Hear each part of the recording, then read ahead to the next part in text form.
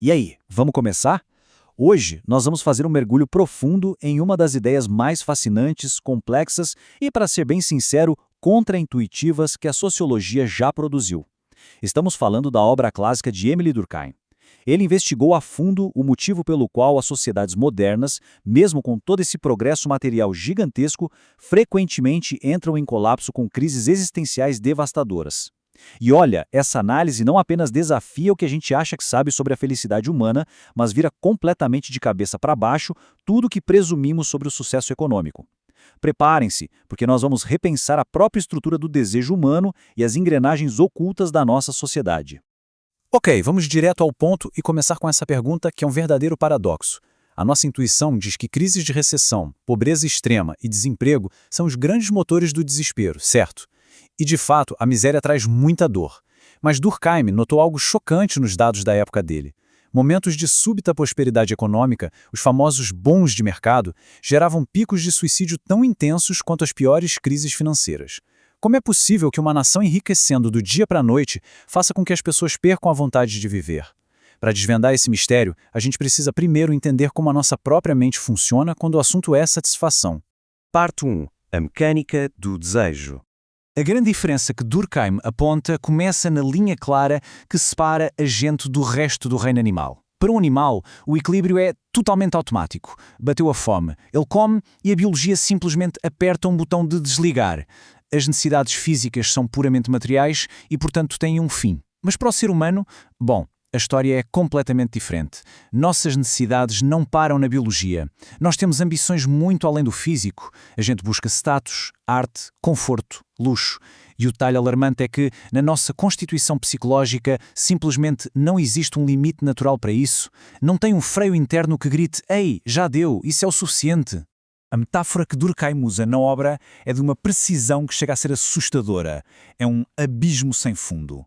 Sem algo externo para conter a nossa imaginação e as nossas ambições, a capacidade humana de desejar simplesmente se expande ao infinito.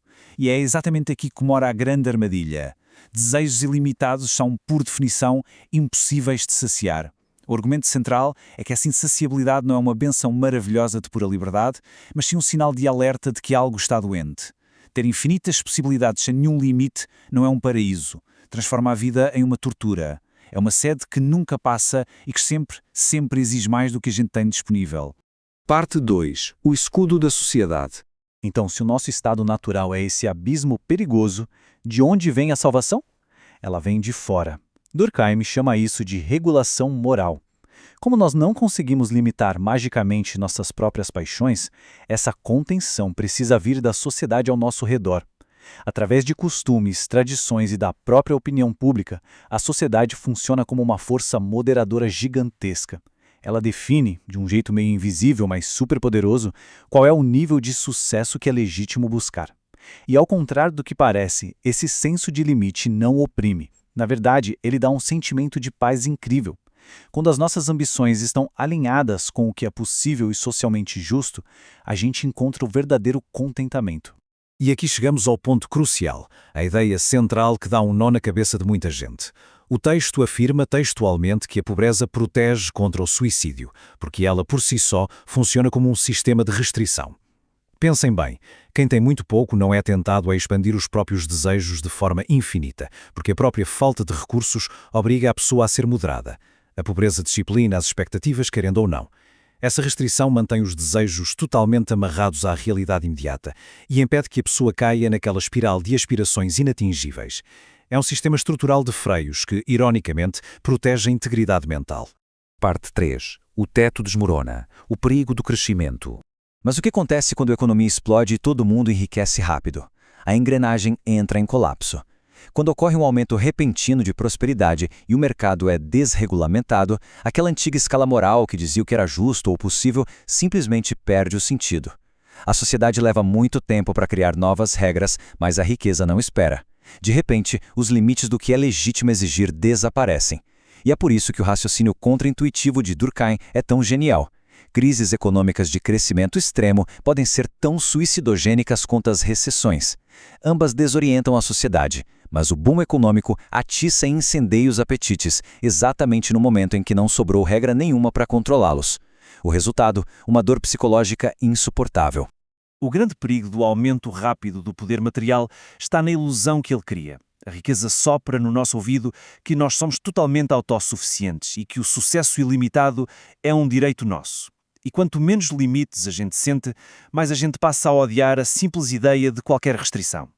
Quando a velha disciplina moral desmorona e dá lugar a prémios materiais gigantescos, os nossos apetites ficam superestimulados.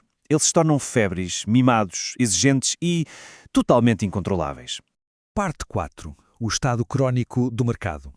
E se a gente olhar para o mundo moderno, há mais de um século, o progresso económico tem sido basicamente a arte de remover regulamentações, liberar o mercado por uma expansão que hoje domina o planeta todo. O resultado sociológico disso é que essa crise de anomia se tornou o estado normal e crónico do comércio e da indústria. A perspectiva agora é literalmente ilimitada. Isso desperta uma sede que não tem fim por novidades. E com essa imaginação febril, a gente passa a desvalorizar o que já tem.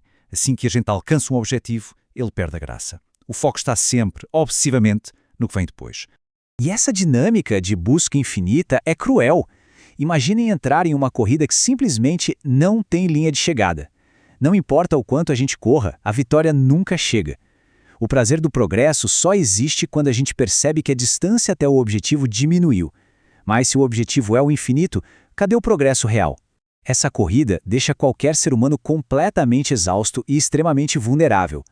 Como não aprendemos a aproveitar o que já conquistamos, qualquer pequeno tombo econômico derruba a estrutura toda, porque não existe mais aquele alicerce moral para aguentar o tranco. Parte 5. Definindo o desespero. Durkheim mapeia o colapso social categorizando esses tipos de desespero. O primeiro é o suicídio egoísta. Basicamente isso acontece quando os laços que prendem alguém à família, à comunidade ou à vida política começam a se desfazer. A pessoa afunda em um individualismo excessivo.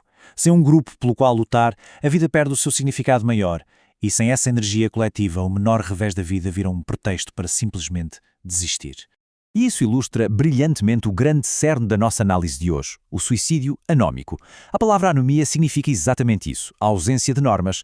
Se o egoísmo que acabamos de ver é falta de integração, a anomia é a falha total da sociedade em regular e dar limite às paixões humanas. É o resultado direto de apetites desgovernados, daquele desmoronamento dos freios morais que a gente explorou agora há pouco, quando o crescimento económico desorienta tudo. É vital a gente entender a diferença entre esses dois conceitos para fechar o raciocínio. O desespero egoísta vem de uma melancolia do pensamento excessivo, de quando a gente perde o nosso papel no coletivo. É algo que frequentemente atinge as esferas intelectuais. Já o desespero anómico, esse nasce da agitação, da febre económica, da incapacidade de controlar os próprios desejos quando confrontados com vitrines materiais ilimitadas. É o mal crónico do nosso mundo industrial moderno, onde a disciplina simplesmente cedeu lugar à busca desesperada pelo inatingível. O que nos traz, enfim, a uma provocação final pesadíssima. Durkheim nos alerta que romantizar o desejo insaciável é transformar a falta de regras na única regra. Se nós somos bombardeados o tempo todo para aplaudir a ambição ilimitada e ensinados que estar contente com o que se tem é sinal de mediocridade, precisamos parar e questionar. Será que estamos construindo um império de prosperidade material, mas ao mesmo tempo destruindo as únicas barreiras morais que protegem a nossa saúde mental? Fica aí essa reflexão vital sobre o verdadeiro preço do crescimento ininterrupto, um preço oculto que todo mundo precisa entender para lidar com as armadilhas do mundo moderno.